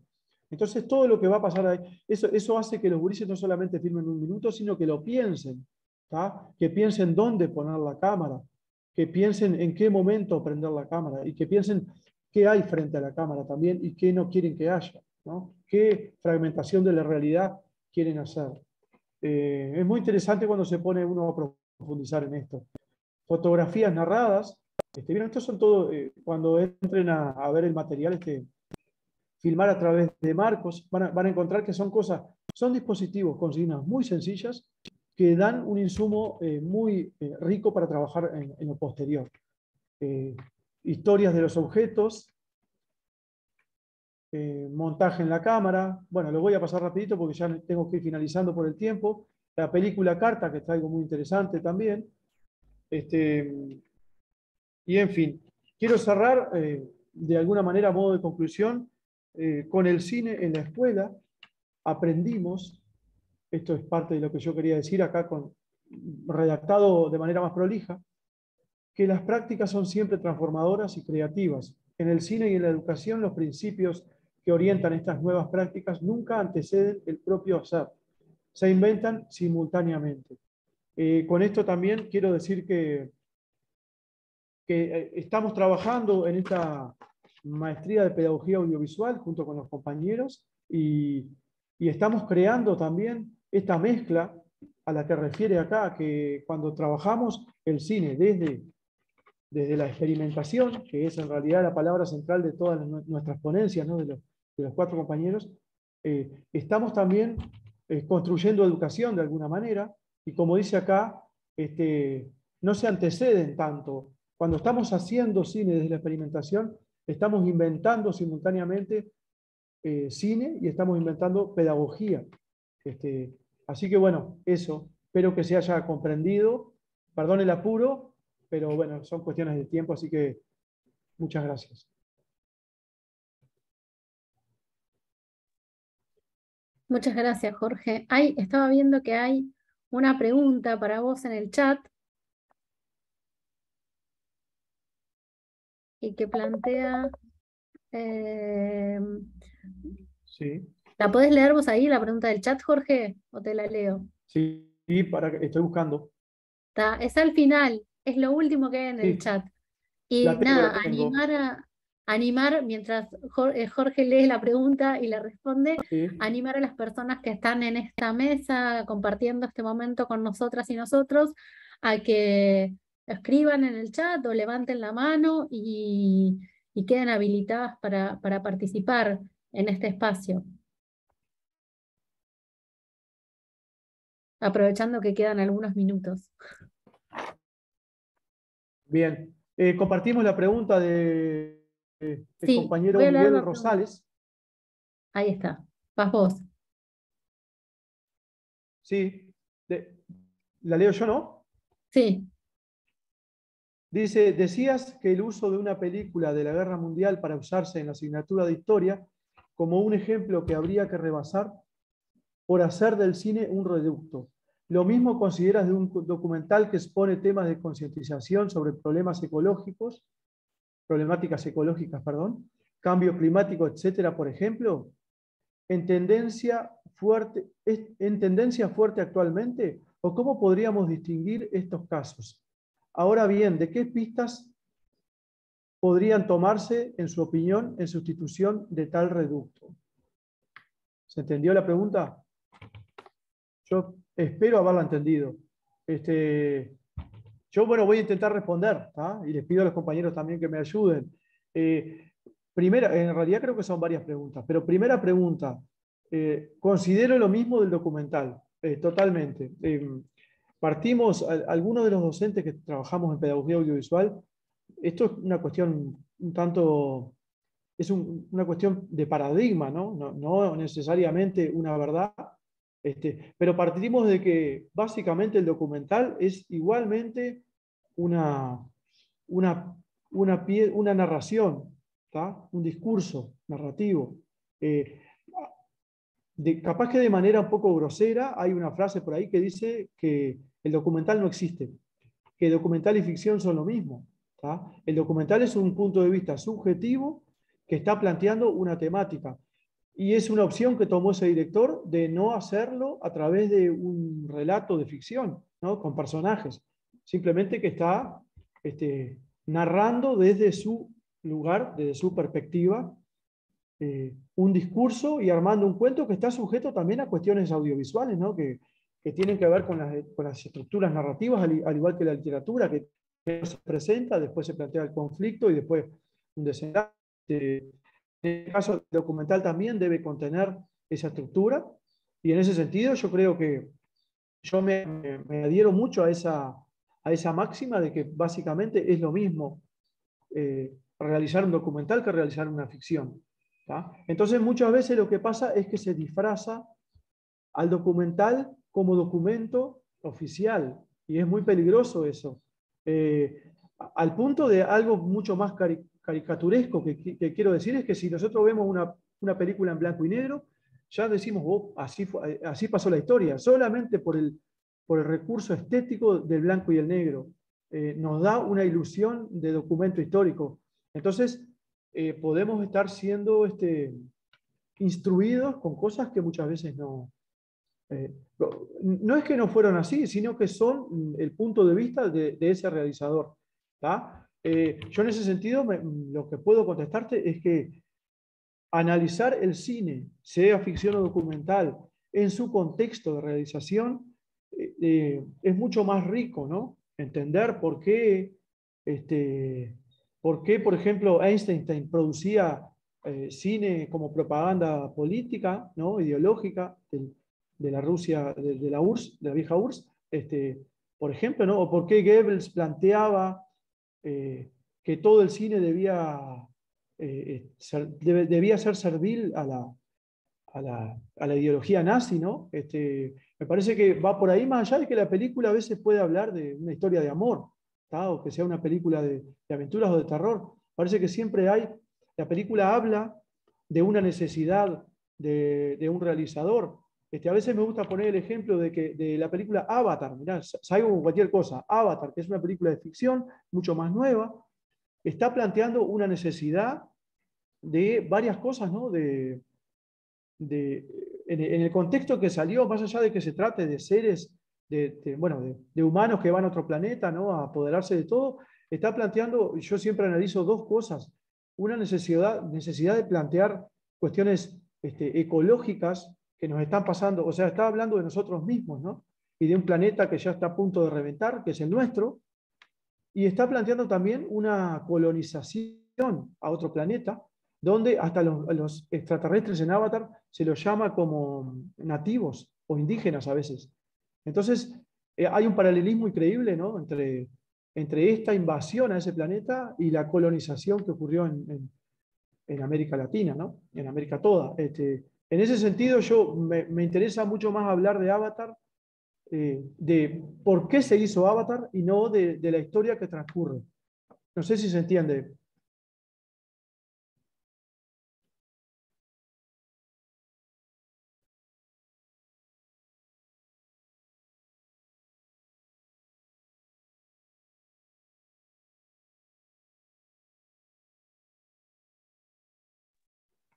Yo ya terminé, di por terminada mi respuesta por ahí. ¿Abrimos a otras preguntas?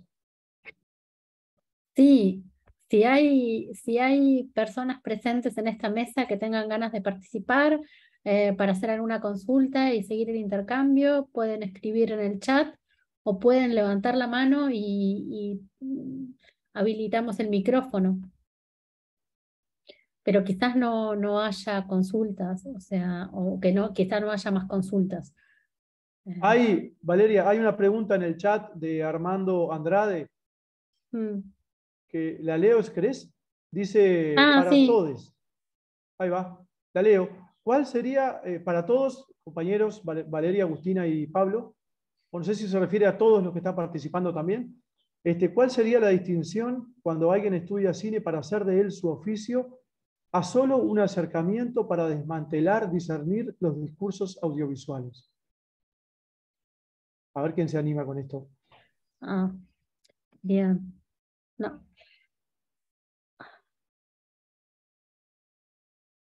Acá me parece que esto del desmantelar y discernir vendría, a ver si estoy entendiendo bien, estoy como tirándome el agua, capaz que es una pileta que está vacía.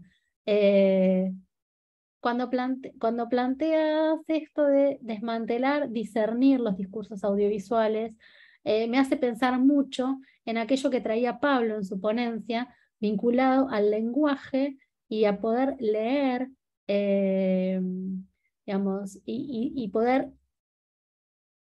comprender el mensaje cinematográfico con esta idea de el audiovisual, porque no podemos, cuando hablamos audiovisual estamos hablando de más que cine, el audiovisual como un lenguaje, el audiovisual como lenguaje, el audiovisual como un medio de comunicación, y en realidad eso es lo que nos parece problemático, no poder pensar en el cine y en la producción audiovisual como en su valor de tal, y es una aproximación desde la experiencia y desde la experiencia como experiencia estética, más que esta idea de poder decodificar, ¿no? Esta idea de conozco el código. Bueno, conozco el código y entonces comprendo el código y puedo decodificar lo que allí aparece y listo.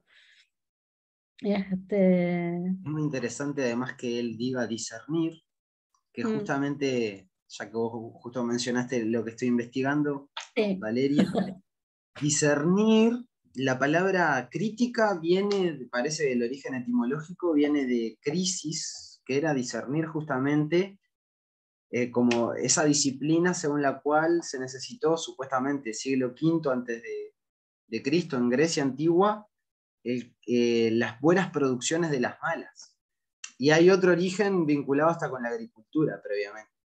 Pero parece que va por ahí la cosa. Entonces, claro, creo que la propuesta nuestra tiene que ver con entender, por lo menos en lo que, si hablamos de distinguir como esa, discernir lo que vale de lo que no, o algo así, la propuesta justamente que estamos tratando de marcar es otra, que capaz que eso no sería lo más, no sé, no es en donde estamos recargando, no es donde estamos poniendo el énfasis, sino más bien en entender el cine de otra forma y no como la necesidad de estar haciendo esa distinción de los discursos, creo yo. Igual es lindo para seguirlo pensando. Sí, y incluso ahora cuando hablabas yo pensaba en esta idea de la crítica ilustrada, pretendidamente universal. Entonces hay un modo de leer y este es el modo autorizado de leer, y hay una forma de aproximarse que es la correcta y es la que tenemos que enseñar, y en realidad nos estamos corriendo de ese lugar para pensar en la experiencia singular de cada uno con el producto, y el producto es un término horrible para pensarlo, pero en realidad la obra también.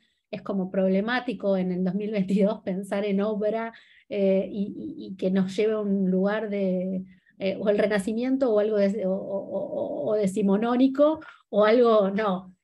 Pero pensar el artefacto, la cosa, aquello con lo que nos vinculamos, desde un lugar de singularidad, y recuperar esa singularidad, más que pensar en un deber ser o un modo apropiado de aproximarse a algo, porque en realidad siempre estamos parados en un lugar, desde un lugar, y en realidad hay cosas que se convierten en algún punto, en punto ciego. Entonces no podemos pensar esta idea de la mirada universal, o con lo que traía Jorge de la perspectiva, como mirada única, esta cosa porque la perspectiva funciona porque estamos mirando con un solo ojo, y porque estamos mirando desde un punto de vista, y porque estamos cerrados a todas las otras complejidades.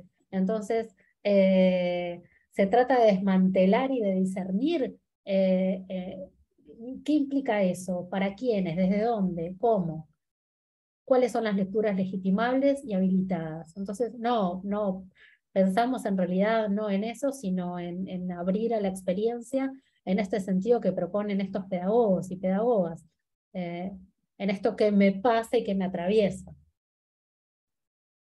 No sé si quedó claro o en realidad para mí, más que quedar claro, me parece que es bueno que abra otro universo de problemas. Quiero agradecerle también a todos los presentes porque, bueno, fue un rato bastante largo y se lo bancaron. Está todo el mundo ahí. Sí. Si no hay más preguntas, si no hay algún comentario que alguien quiera hacer, podríamos dar por terminada la mesa. Pienso en eso para que la próxima mesa de ponentes se pueda preparar, y, y para aquellas personas que quieran cambiar de sala lo puedan hacer también.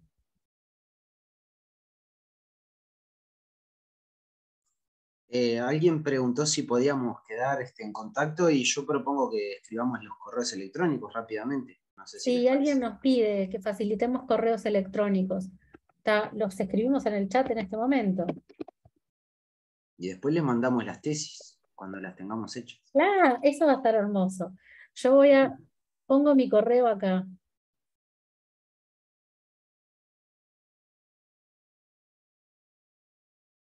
Mira, te hacen unas preguntas sobre Adorno, Pablo. Capaz que pueden intercambiar A bibliografía ver, a después ver. en un momento. Pablo, pone tu correo electrónico en el chat. Exacto. Me pongo A ver, maternal. ¿dónde hay más del tema de Adorno? Va a haber, bueno, por dónde. Y digamos que de Adorno, él tiene vieron que se acostumbra a reconocer a Adorno como el creador de la industria cultural, de ese concepto de industria cultural, junto con otro autor que se llama Horkheimer. Es interesante empezar por ahí, puede ser. Industria cultural, buscar Theodor Adorno, industria cultural.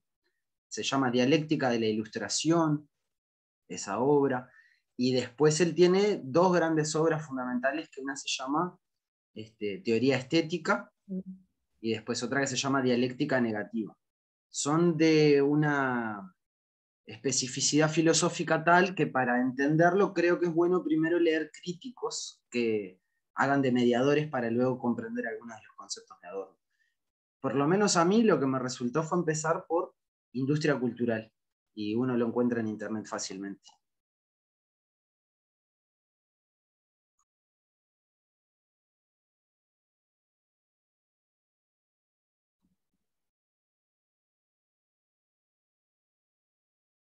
Ahí está, Escuela de Frankfurt. Muchas gracias. Bueno, muchas gracias a todos y todas por estar, por permanecer, por intercambiar. Y nos estamos viendo en estos espacios.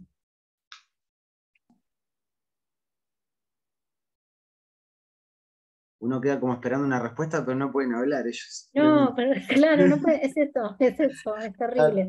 Estamos Bueno, nosotros hablando entre nosotros, ¿no? Bien.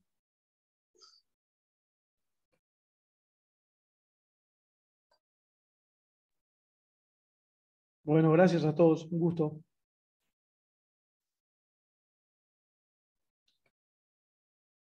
Muchas gracias a todos.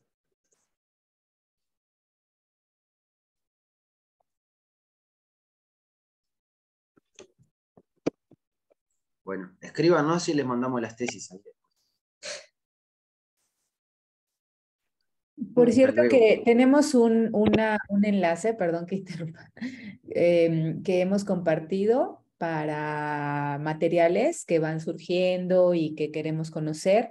Entonces, si gustan, nos pueden enviar a nosotros. Es que no estoy tan segura si cualquiera puede entrar al enlace, pero si no, nos pueden contactar al comité organizador y nosotros con mucho gusto subimos los materiales que deseen compartir. Bien, muchas gracias. Excelente, muchas gracias. Y gracias por Bueno. sus ponencias. Regresamos después de la comida. Perfecto. Hasta luego. Hasta luego.